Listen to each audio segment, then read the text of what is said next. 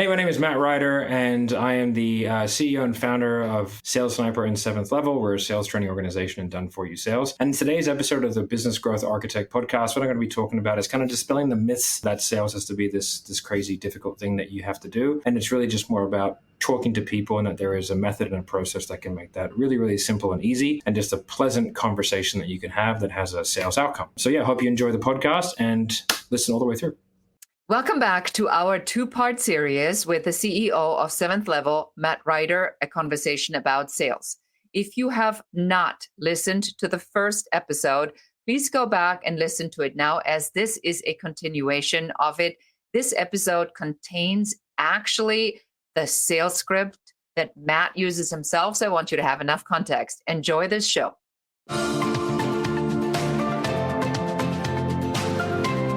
Welcome to the Business Growth Architect Show. I am Beate Gillette. I am the host.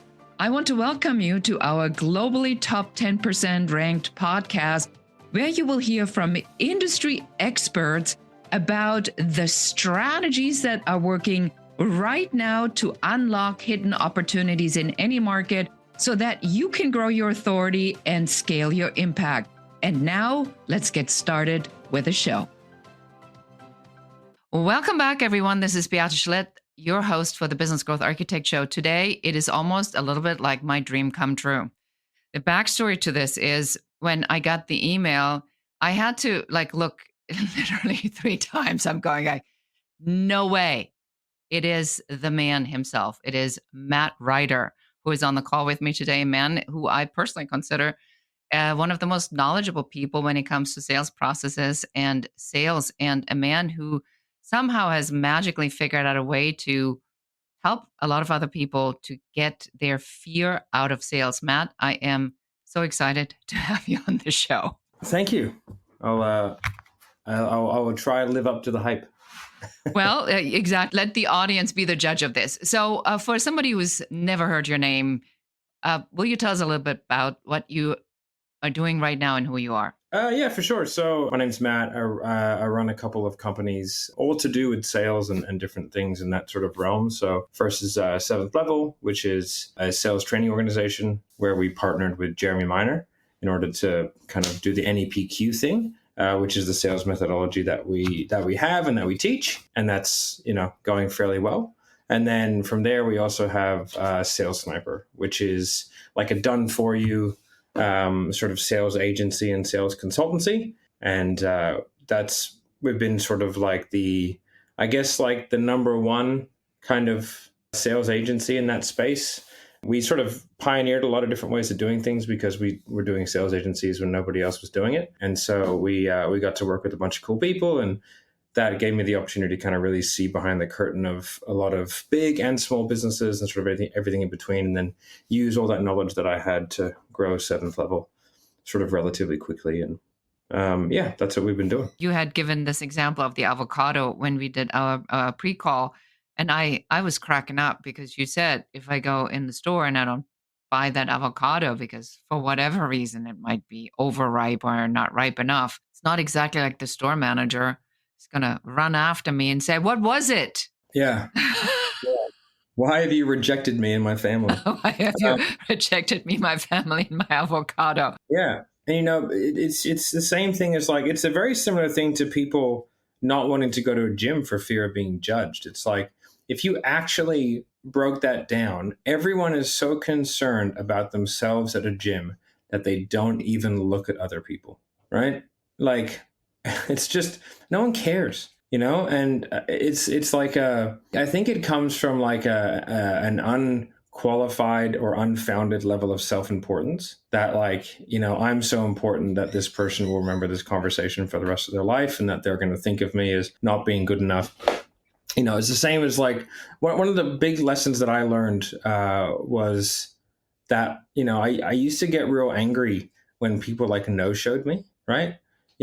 Because they see it as how rude, this person's disrespecting my time.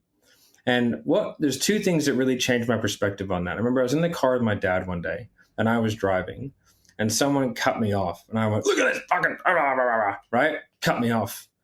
And my dad goes, why are you upset?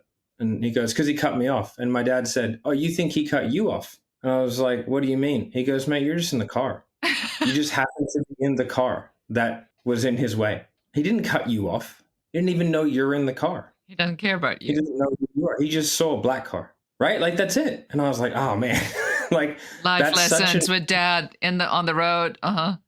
Yeah, and it's so true. It's like, man, they're not cutting you off. They don't even know who you are. You have an unqualified level of self-importance. You don't matter. Like, if you were to cease from existence in that moment, that person wouldn't know or care, right? Like, and so when someone no-shows you, they just forgot. And it's not because you're so important that they're doing it on purpose to stuff you around. It's because you have such a little, you're so unimportant that in that moment you didn't exist to them, right? And nor should you. You don't deserve any of their attention. You know what I mean? And so, like, if they like no show, just treat it as that. Oh, hey, mate, seems like you forgot. Let me know if I can reschedule. Yeah, I have a rule on that. I used to get pretty upset about it. I had once a day where I literally had interviews on the hour every hour. And by my own fault, I didn't schedule it with 15-minute breaks.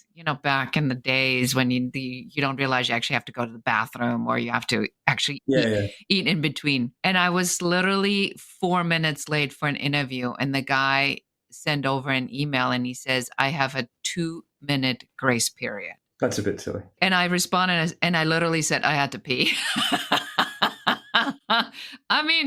I mean, dude, if here's the truth in the world. Sometimes stuff happens. So I do believe that the people who are like, I know my value. Yeah, you violated my value. Well, believe me. Compared to who? If you were going to speak with Elon Musk, would you wait? It's like, you'd be waiting for 3 days if you had, and you'd be finding the $10,000, and you'd be figuring out if you had to row the boat on how to get to Seattle, right? Exactly. So it's like, and that's when you start asking those questions. Like, well, if it was Elon Musk, would you wait 3 minutes? Well, I learned that. Yeah. I did learn that from you, as a matter of fact, because we do follow Seventh Level, and we subscribe to the way of selling, and it's made a huge difference in it's fantastic in just the conversational approach to it and the going deeper. But yes, that is one of our things. It's like, well, if this was $10,000 you needed, or $5,000 or $3,000, and you would meet Elon Musk, would that money be available? Yeah. So what makes that different to this? Because you just told us what you wanted and you agree that this is the plan. So, and then keep going backward to that. So you want to bring people back, and you want to understand if it's more of a visceral fear-based reaction, if it's like a logistical, and if it is, like, what is the logistical? That's why I think, like, with objection handling, and in particular, I think scripts are incredibly important. A lot of people say that scripts are bad, but like every movie that you've ever watched has been 100% scripted. Every TV show is 100% scripted. So it's like scripts work extremely well if they're executed well. And I've never met a very high level salesperson, like 7-figure earning rep, who doesn't use a script. Never. I've met a lot of people who make 200 grand a year or 300 grand a year as a salesperson who say scripts are terrible. I've never met a 7-figure one who hasn't. I'm sure there are, but I've never met them. Well, I think it's important, though, because a lot of the stuff that we are learning are around the things that seem to happen very frequently to a lot of other people, too. I love Seventh Level response to somebody who doesn't get back to you. I sent you multiple. I reached out multiple times to get in touch with you. I haven't heard back. Where does this leave us at? It works really well. It's ridiculous. Yeah, it's surprising. You wouldn't think it would, but that works extremely well. But that line just works extremely well. So if you've tested this 1,000, 10,000 times with I don't know how many thousands of salespeople, I don't have to think about this. I will use that line, and then I'll see if it gets me a response. Yeah. No, it's true. I think the reason why people don't like scripts or that is because they really don't understand how to ask questions in ways that have very predictable responses. So they think that you can't control a conversation to fit to your script, and you definitely can. It's not easy, but it's not super difficult. It just takes an element of knowing how to. And so, over the course of time, over the course of, say, 6 months of selling the same thing, you can sort of, even 3 months, you can sort of dial your script into the point where it's very, very predictable. that person will answer questions in very predictable ways, which means that you can like sort of predict, not necessarily the exact words they say, but you can predict the theme of their answer, right? And by able to do that, then you can sort of create a call and response type scenario where you really know exactly what's going to happen and you know what you should be hearing and when. And so if you're not hearing it, you have ways of kind of poking in a little bit deeper to make sure that you do get the right response, and then from there move on. And if you're hearing things too early, then you can deflect back. And so you start to have an ear for what you should be hearing, when and why.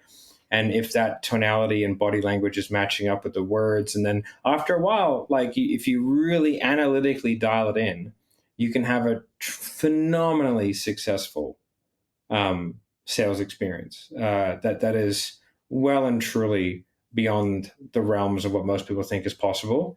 And every conversation can be very similar, to the point where, like, when someone hears a really good sales rep role play or a recording of a call, they always say, "Oh, this is just a laydown sale."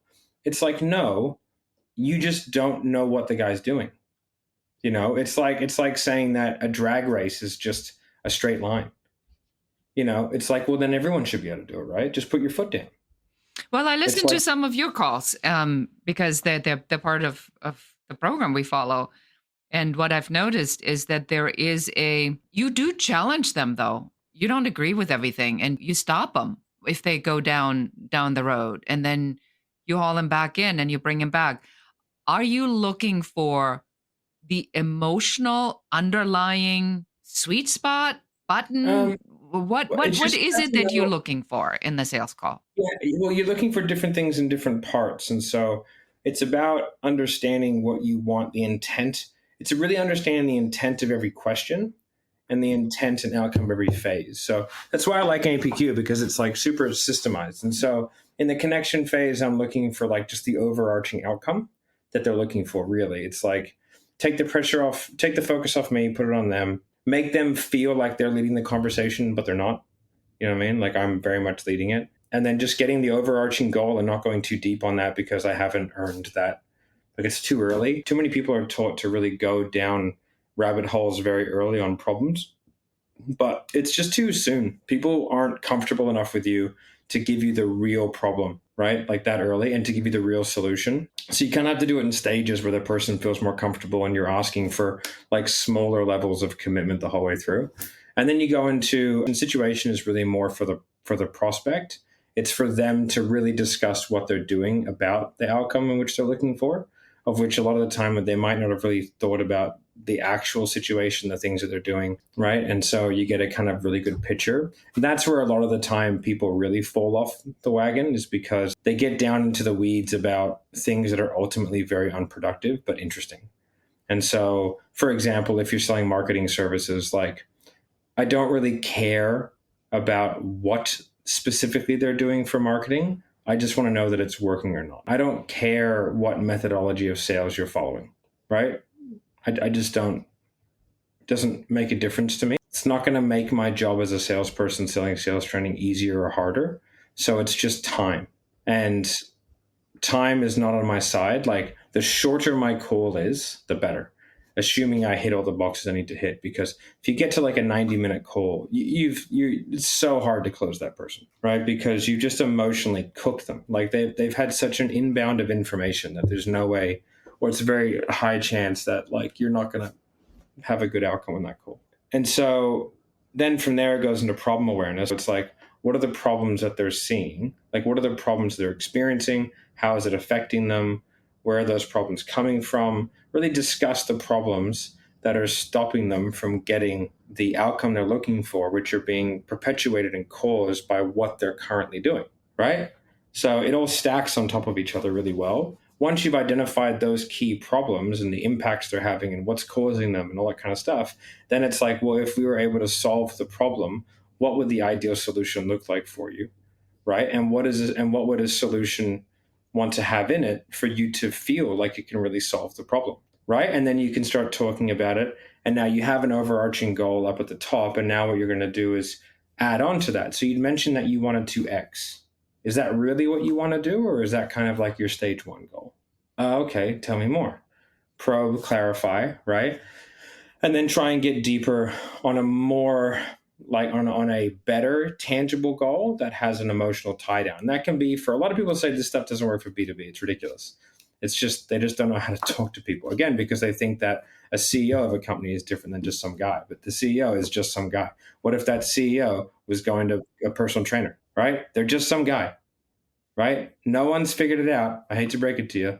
You know, the world doesn't work like that. Everyone's just bumbling their way through. You go through and you figure out, you can talk about layoffs in a company. And it's like, okay, well, what would be the possible ramifications of if you were not able to, you know, fix your hiring situation? It's like, well, we'd have to lay off half the department. And how would that affect you personally? Well, I'm friends with these people. This is unacceptable. I want to fix it. Right? That's a normal conversation. Like that's, right? So you kind of figure out that solution and then what the emotional and tangible are, right? And that starts to create like the future pacing of the want to move forward because you want that solution, right? But that's not really enough, but that's where most people stop.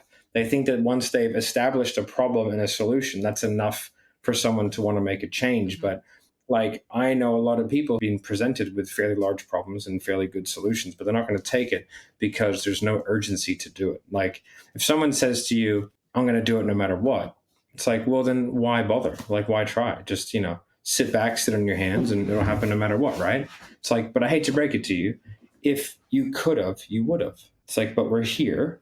So let's talk about reality. And then we need to go into consequence. So what happens if these problems don't get solved? What happens if we never achieve the outcome of the solution? And that's going to start to bring in a secondary layer of motivation, which is like the motivation to run away, right? There's the running towards motivation and there's the running away the motivation. The running away motivation is far more powerful for humans. If you're going to walk towards an ice cream or run out of a burning building, like even if you're sprinting as hard as you can towards an ice cream or even $1 billion, you're not going to run as fast as if a lion's chasing you, right? It's just the way it is. The consequences of the inaction are so much greater for the negative out for the lion that you just have a motivational factor that wasn't there. And so, and most people who are hyper motivated have both.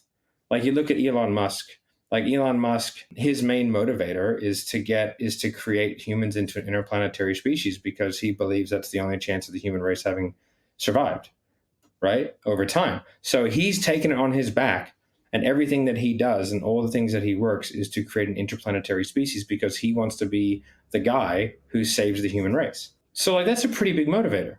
He's definitely catastrophized failing. And so he's doing everything within his power to be able to ensure that that's an outcome. And so if it was just like he wanted to go to Mars, it's not really enough. You know what I mean? And so having the two-way motivator creates people who you're like, what are they doing? And if you can tap into that within people and that they can go, oh yeah, crap. It's like, I have this problem. I really want this solution. But if I don't do it and things keep going the same way, then this is the outcome and that's unacceptable. So I must do something about it now because putting it off is actually more risky than doing something about it. That's so Right? powerful. I do hear a lot in here about a very intelligent conversation.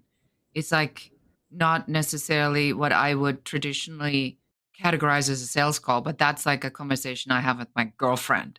You know, if she wants to, not sure if she wants to be in a relationship, we'll sit down. It's like, okay, well, have you thought this through? What happens if you stay in the relationship? What happens if you leave the relationship? Yeah. What's the financial consequence? What's it going to cost you? What's it going to cost him? How is it emotionally affecting your kids?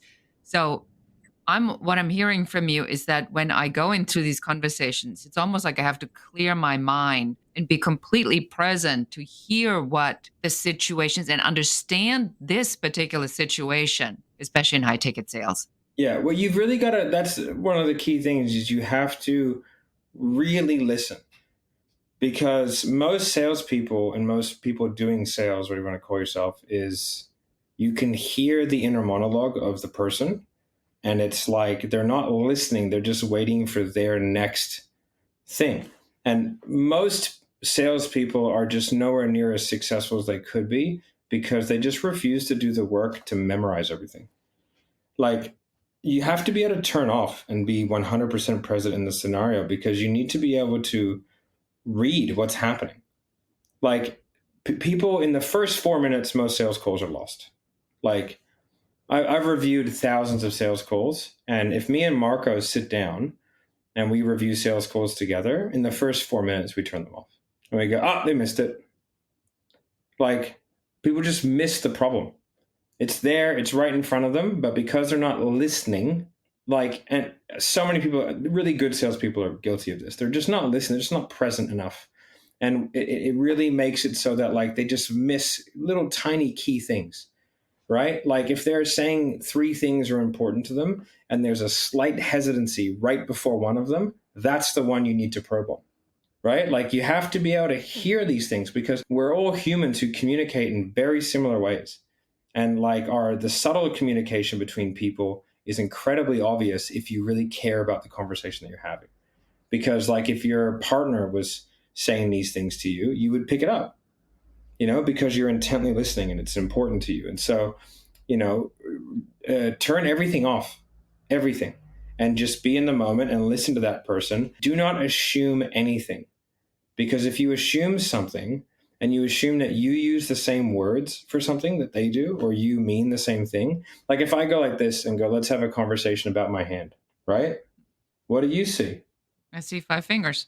And what else? I see an arm with tattoos on it, and Which tattoo do you see? it's a little bit small here on the window here, so I can't make out the writing, unfortunately. Yeah, I can't see any writing on my arm. I don't know what you're talking about. Yeah, I can't see it. I know I can only see the shape. Yeah, but I'm looking at this side. You didn't ask,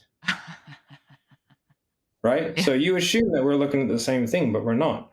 Oh, okay. Yeah. Okay. I Right? see it. Yes. Right. It's perspective. So yeah, like if I say, hey, let's have a conversation about my hand, and I don't say, by the way, I'm talking about this side, right? And I'm going to start describing my hand, you're going to be like, what is this guy talking about? What am I seeing that he's not seeing?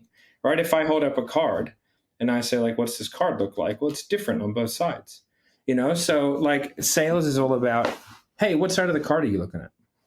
Simple. Oh, okay. So simple. Right. And so Yeah, and it makes such a huge difference because like I learned this when I was selling fitness because people would say, I want to get strong. And then in my head, initially that was like, oh, double body weight and this and this and this and this. But that meant so many things to so many people, or I want to lose weight, or I want to tone up. Like these things had different meanings to everybody. I want to carry my grandchildren. I don't want to be out of breath when I play with them on the weekend, whatever that might be. Yeah. Exactly. And so I would say, okay, well, what does that mean to you? Yeah. And then I could put things back into their vernacular. And so people say, I want to make serious money. It just means different things to different people. What does that mean? Yes. Yeah. And so we have to be hyper curious. And I think one of the coolest things about sales is that you just get to speak to strangers.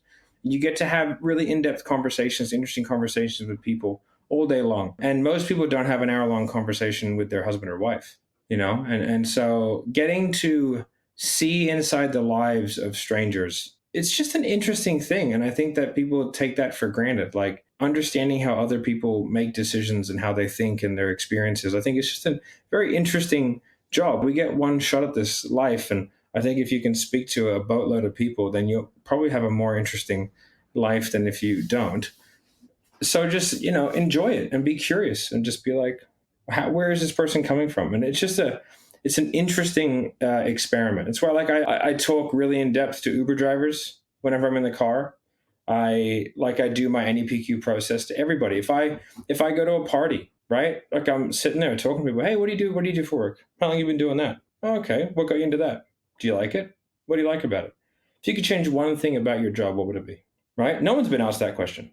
So people have to go, I never thought of that. Well, if you had to think about it, what would you do? What would you change? Right? And they go, I'd probably change this. Why that? So you just also have a really natural curiosity, I would say, about people in general. But I didn't used to. I just realized the benefit of it. Is it true? Is it a true statement that so the way I think about this, Matt, is I think we all have a I phase where we try to figure out who we are, what we're good at, what our purpose is, and it's all about us. And there comes a point where you almost get bored to talk about yourself anymore because you've heard it so many times that it becomes more interesting to find out about other people. Way more interesting. Yeah, I mean, I think I was guilty of that. I talked about myself a lot when I was younger, and that was my terrible self-esteem. But now Well, I it's think everyone almost does that when you're younger. Age is yeah. a very interesting And thing. and Like, now suddenly you're interested in other people, and you're like, we don't need to talk about me. I already know everything there is to know about me. I want to talk about you. Tell me more about yeah. that. That's I recently was in Miami for my high school reunion, my 2020 year. It's actually 21 year, but we missed 20. And I had a couple of people that I know, like young guys are like early 20s, and they run some businesses, and they were like, would you go out to dinner with us? And I was like, okay. I was like, but on one caveat, this is not going to be a 2-hour business coaching session. Like, I'm not doing it. Right. And they were like, okay, sweet. So I was like, fine. They brought their girlfriends, and they're 20, I'm 40.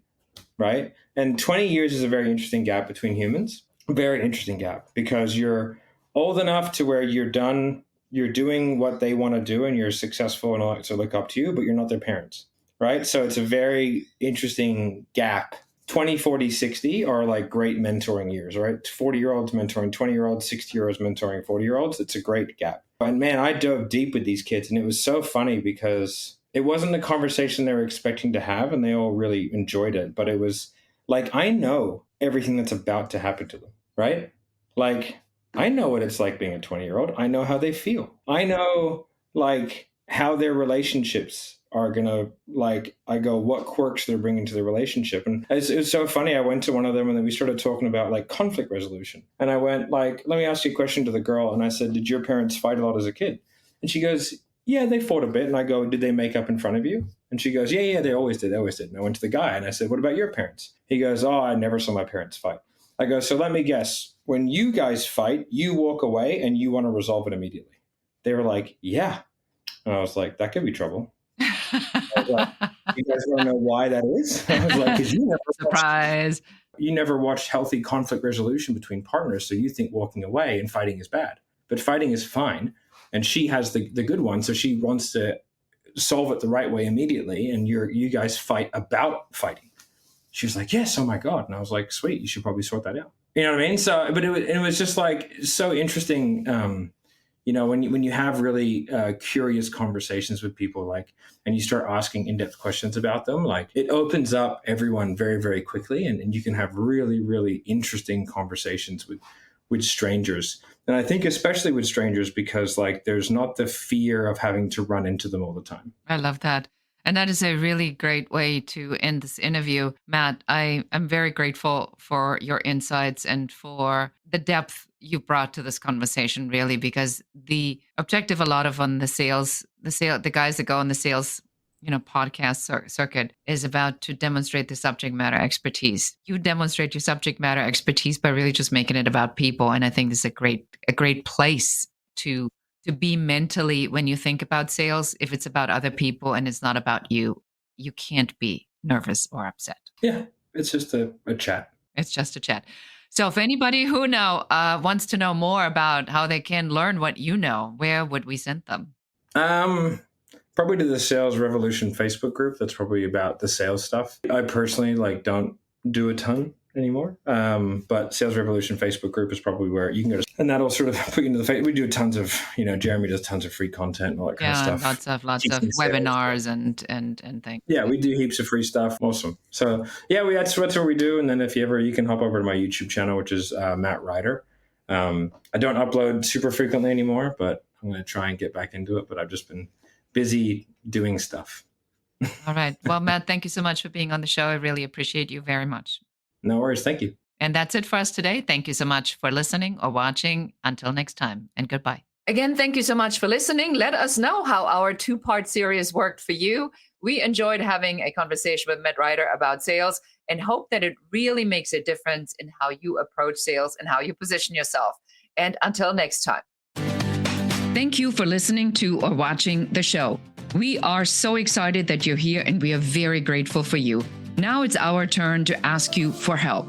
Please do share this episode with one other person that needs to hear what we were talking about today. If there's any question you have about business, please do reach out to us and let us know. And don't forget to schedule your complimentary Uncovery session at uncoverysession.com, where one of our business growth advisors will help you to figure out what your number one business growth blocker is in only 15 minutes. And that's it for us today. Until next time.